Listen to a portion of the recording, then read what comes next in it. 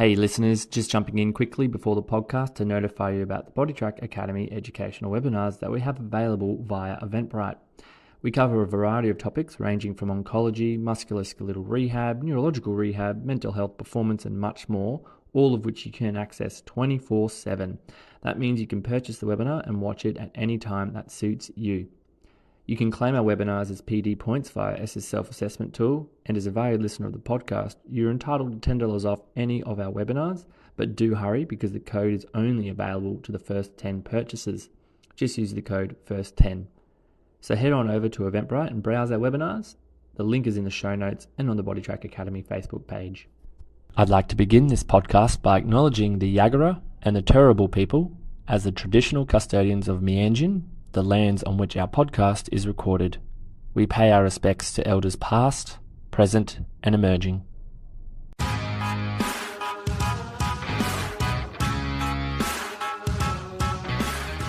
Welcome to the BodyTrack Academy podcast created by EPs for EPs. The podcast will take you on an in-depth understanding of everything an EP is faced with on a day-to-day basis, including clinical, personal, and business practices to ensure you become the best practitioner possible.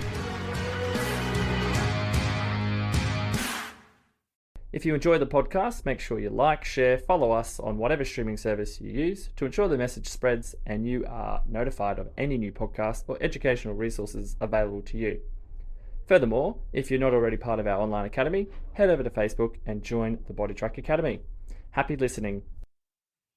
Hi everybody, welcome back to the BodyTrack Academy.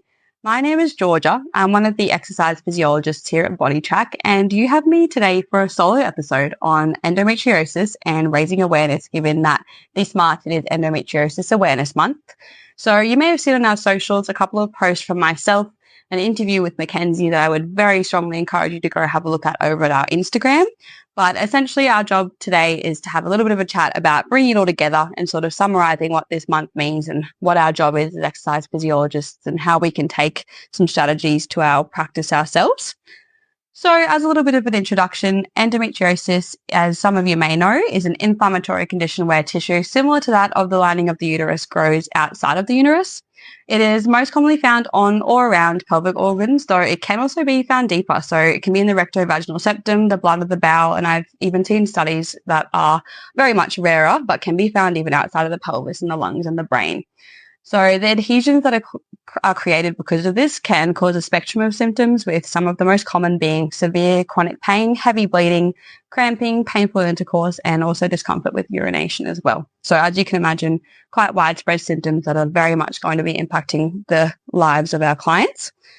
People living with endometriosis as well will often have comorbid conditions. So this can include things like migraines, IBS, chronic fatigue syndrome, fibromyalgia, and often even more so things like ovarian cysts, uterine fibroids, and things like that. So as you can imagine, it's really crucial for us to address these patients in a multidisciplinary fashion. So making sure that we're keeping on track of their involvement with dietitians and specialists, gynecologists, everybody around them to make sure that we're having the most optimal care for our clients.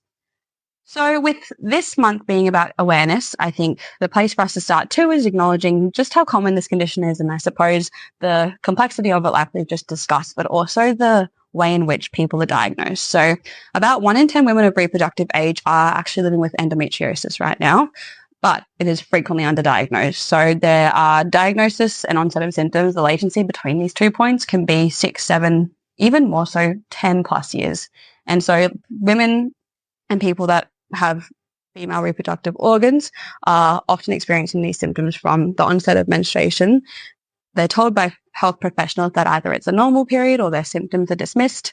And there's a huge stigma that is a component of that, which means that they then just choose that or feel that they just have to live like this and that there's nothing that can be done. So I think we play a really important role as health professionals to validate this experience of our clients, to give them a space to share their story, and to then provide them with the tools to either become diagnosed or reach support systems that they may not have thought that they could have access to.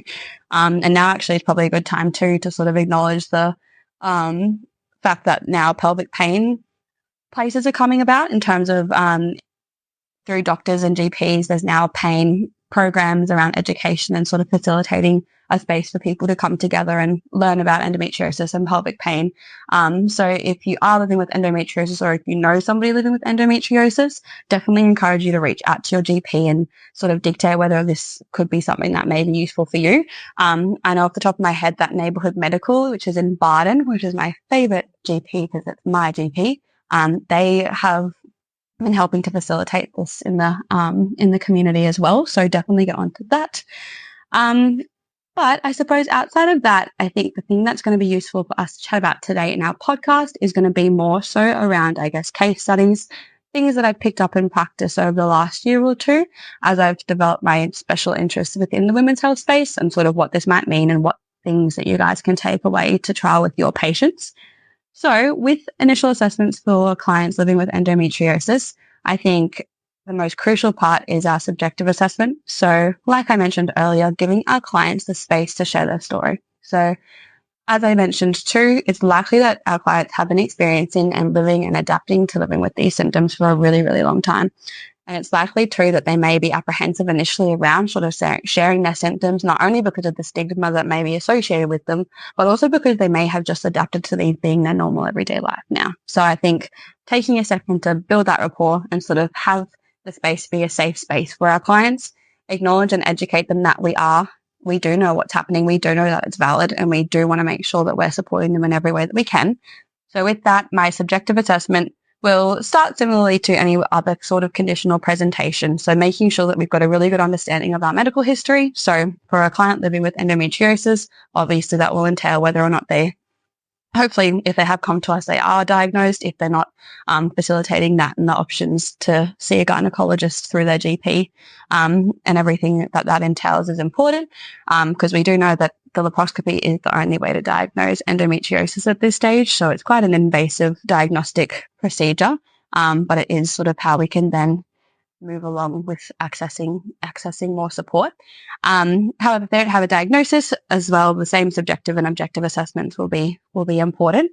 So the questions that I'll always ask is sort of how I guess they see and perceive exercise endometriosis to be impacting their life at the moment. So running through symptoms, sort of breaking those down as we go to see if there's things that we can either be again referring onwards for, or acknowledging as something that's going to be important when we consider exercise and exercise selection. From here, again, too, we'll sort of get an idea from that on what their medical team is, so that then we can, again, sort of flag for the people that we might want to be in conversation with to ensure that we're holistically managing our client and having them be at the center of their care. But at the same time, too, it'll just mean that we know that our role is going to slide in against what they're already doing. We can sort of get an idea about what has worked in the past for them, what might not have worked in the past for them, and sort of where we might then come in as part of the team and how we can sort of lead the conversation in where exercise is then going to fit in. Outside of that, I'll get an idea of sort of what their everyday life is. So whether they're working, studying, or if they're doing something else in between that, getting an idea of sort of what they need to be able to do in their life, how their symptoms may be impacting these things. So within this conversation, things like fatigue, stress, sleep, diet, any sort of comorbid conditions like IBS and things like that may be impacting their everyday life. Now is a really good time to delve into that, because we know that not only are these things very strongly associated with endometriosis, but they are also strongly associated with that pain cycle. So we know that if these things are impacting their life, then it's going to be impacting in a way how they are perceiving pain, and how that's then presenting as what we call sort of central sensitization, or sort of the central nervous system's way of protecting. When we have been in pain for a really long time, our body unfortunately gets really good at being in pain. And so we just want to make sure that we're sort of aware if this is something that's happening, that exercise and our education and our confidence in that as practitioners is hopefully going to be something that we can then integrate into our sessions to sort of desensitize the central nervous system and give them strategies to work on that, both in sessions and externally in their own time. Outside of this, I'll get a little bit of an idea about their exercise history. So things that they have enjoyed in the past or have been able to do in the past, things that they're doing currently, things that they would like to do. I do find that with people, again, sort of that are living with more chronic pain, sort of asking them what they would like to be able to do if they didn't have pain, and things like that can sort of give us an idea of how we might be able to tier our approach through exercise to give them access to doing the things that are meaningful to them in a way that's right for their body at the right time. So I think that's a really nice question to ask sometimes for people. And again, gauge that based on the person in front of you, because everybody's going to respond to those sorts of questions and discussions a little bit differently.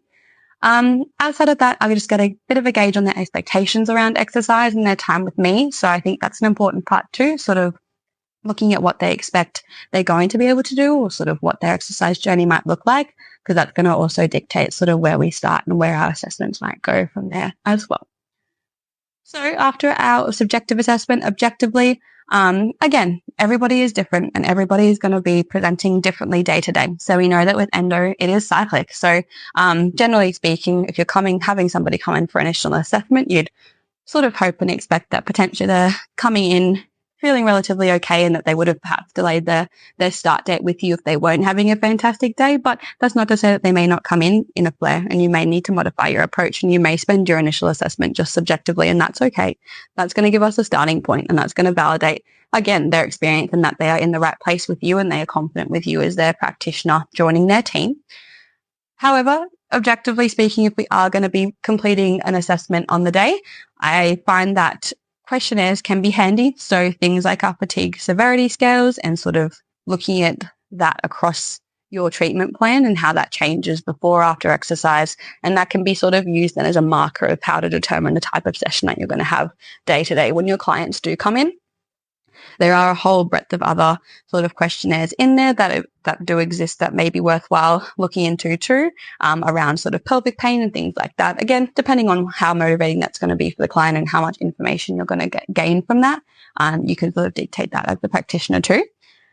Outside of this, we know that with endometriosis, that pelvic floor is a pretty big consideration in relation to, more generally speaking, hypertonicity of pelvic floor. So it's likely that because our clients are living with such significant and severe and sustained pain, that their pelvic floor is more likely than not going to be hypertonic and guarded and doing too much. So if our clients are experiencing pelvic pain, then it can be really important or useful as well to refer off to a women's health physio or pelvic health physio, because they do have the capacity to complete internal exams and look at things in a way that will then dictate sort of how we address pelvic floor exercise and integration into exercise as exercise physiologists. So that can be a great place to start. It's not a must, but it can be a really good and useful way to, again, broaden their team of safe and supportive people. And then you can work with that physio too to make sure that what you're doing is the right thing as well. Outside of this, I suppose with our pelvic health, we want to make sure too that we're considering the muscles that support the pelvis. So when we are thinking about hypertonicity through pelvic floor, it's likely that the gut muscles around it are also going to be quite guarded, tight, because we are spending a lot of time in that sort of protective, painful posture. If you kind of think the fetal position, it's something that a lot of my clients have sort of said is the most comfortable position to be able to just survive, I suppose, when we are in that amount of pain.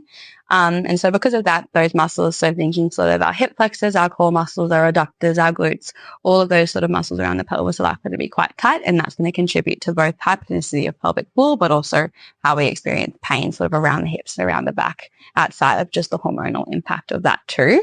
So in terms of assessments, I suppose just having a little bit of a look around your passive and active range of motion around the hips and around the spine can be a really great place to start, just to see sort of how they're moving and what points you might want to dictate as part of a mobility and strength program moving forwards.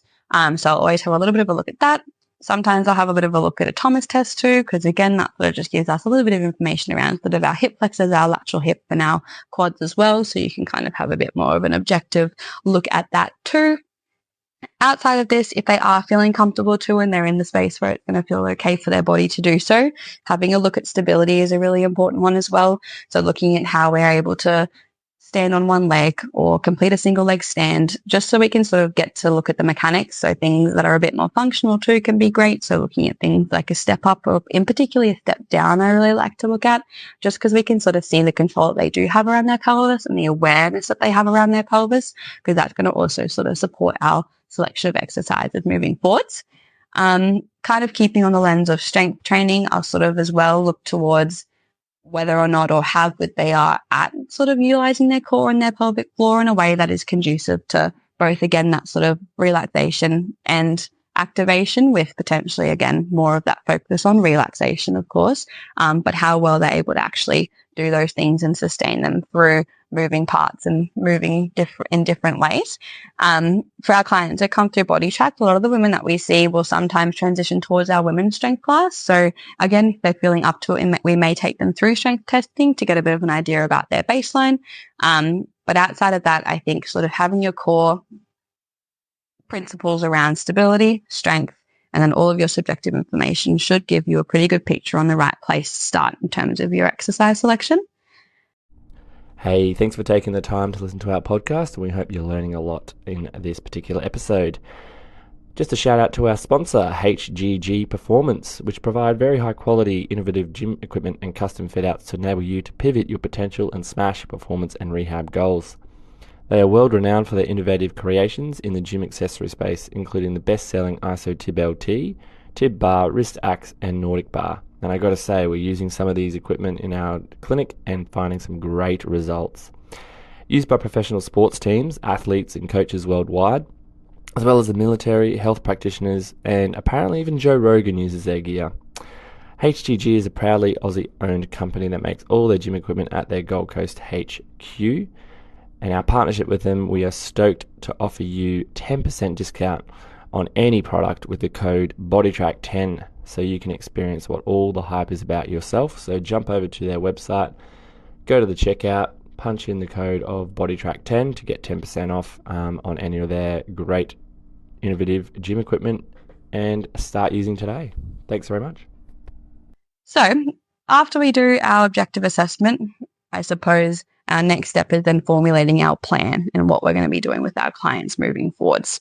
So for me, I think this is a pretty crucial component because, as you know, endometriosis is very cyclic, and pain flare-ups are cyclic, and they're going to come on with no explanation in the sense of being able to expect what's going to happen outside of obviously your menstrual cycle, but things are going to flare up and they're not going to be done in a way that's expected. And so we might have our clients come in one day, and I will sometimes have a client come in and see them straight away after knowing them for a little bit that today is going to be a day that's going to look a little bit different.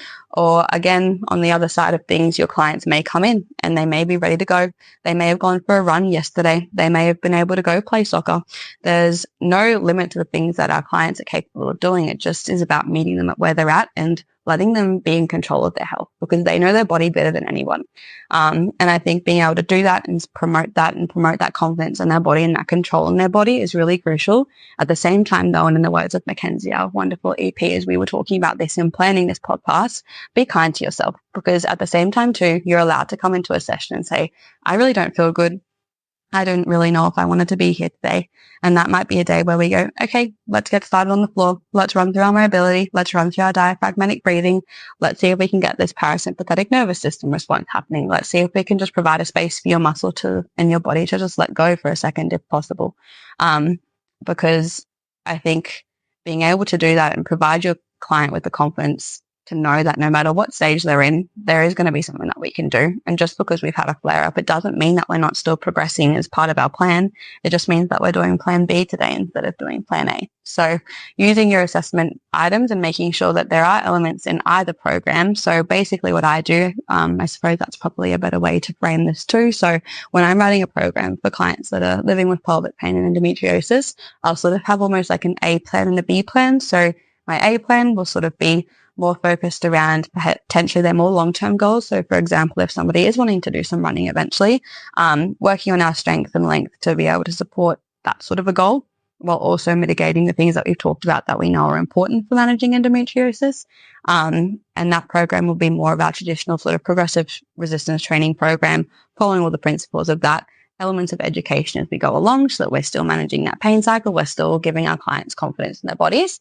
And then I'll often have a B cycle, or a B plan, I should say. And that one may be more sort of focused on our mobility of that pelvic musculature, that relaxation around pelvic floor, diaphragmatic breathing, chatting to our client about their day, seeing if there's things that we can do to strategize around stress management, sleep, all of those things that are going to hopefully have them feeling more like themselves. And then we sort of dictate from there. So you may sort of wonder what parameters I use to sort of dictate which plan I do day to day. Sort of as I mentioned before, once you get to know your clients, you're going to kind of have a pretty good idea of where you're going to start. They know their body as well. So asking them is a really good place to start. I will also use my fatigue or like sleep scales. I'll also sometimes check in around sort of nutrition, particularly for our clients that might have IBS or other gastrointestinal comorbidities. And we'll sort of gauge off that. So if we are having fatigue, that's 5, 6, 7 out of 10, we'll likely be doing that secondary program. If we're feeling okay, symptoms are relatively at bay, then happy to progress with that A program. And sometimes it may be a mix of both. Sometimes your clients might come in and we might start doing our mobility program, and then they recognize that they're feeling able to do their regular program, and we move into that. So at the crux of it, listen to your client. They know their body better than anyone. Give them space to be kind to themselves, but be that person that's there to support them in no matter what stage of their journey that they're at. All right, so to finish up, I think I'll quickly run through, I suppose, a couple of my favorite exercises that I found to be quite effective in utilizing with my clients that are living with endometriosis. So a bit trickier to explain, obviously, when we are on a podcast. We do have a very old endometriosis video on our Instagram from Endometriosis Awareness Month last year, I believe, where you will be able to find it if you like some videos. But a couple of my favorites for our mobility in particular is what I'll sort of talk through today. Starting with our pelvic floor, being in our child's pose with a wider stance between our knees, so sort of a wide child's pose can be a really nice place to sort of lengthen through those pelvic muscles. Your head's sort of then between your hands. You've got a chance to then work into your breathing, work through our Q, our flower bud Q, I find can be a really nice one. So imagining the vagina and the pelvic floor as a flower bud, and you're then slowly trying to let that flower bud open up petal by petal, and then using our breathing to facilitate that. There's plenty of analogies out there, team, so be creative. There's lots of things that are going to work differently for different people. Another exercise that's really useful are adductor stretches. So sort of being in that like open wide butterfly, so lying on your back, knees out, feet sort of together, getting that stretch through our adductors.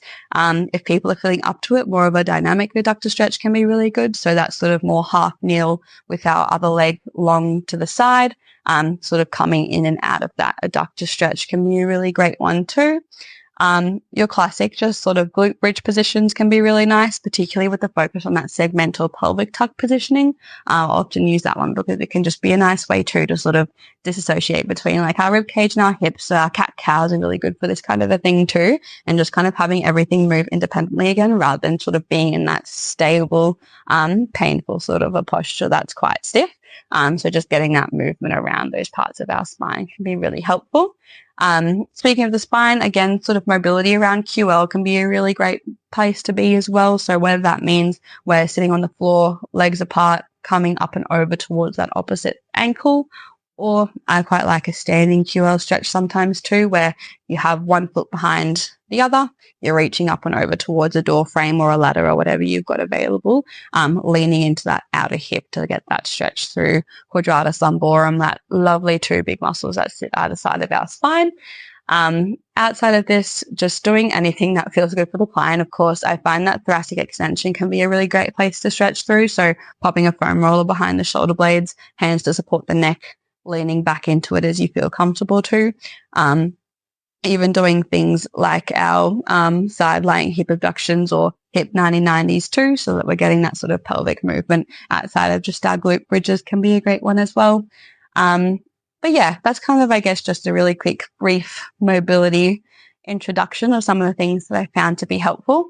But again, everybody's going to be a little bit different and things are going to work a little bit differently for everyone. So listening to your clients and doing what they need on the day. Wonderful. So team, I think that probably brings us to the end of our podcast today. Thank you so much for listening and for being here. We have provided some really cool content over on our Instagram that I would very much encourage you guys to have a little bit of a look at if you're interested in any more of the things that we've talked about today. Outside of that, if anybody has any questions or if you're interested in anything in particular, please feel free to reach out to us and let me know, because I'd be more than happy to have a chat about this, because it's something that I'm really passionate about. And invisible illness and things like endometriosis, I think the more that we talk about it, the more that we're hopefully going to see change in the space of research, reducing stigma, raising awareness, and just acknowledging too that this conversation is one that is important. And people that are living with conditions like endometriosis have likely spent a lot of their time not feeling like their voice is heard. And so making sure that we're part of the conversation, we're here to support, and we really want to make sure that Body Track is a safe space for clients that are living with these conditions. So if you have endometriosis, or if you know somebody living with endometriosis, absolutely reach out to us. We do a free 15-minute consultation for anybody that's wanting to have a chat, or if they're unsure if we are the right place for you. So definitely reach out if you've got any questions. But thank you so much again, everybody, and we'll look forward to meeting with you in the next podcast.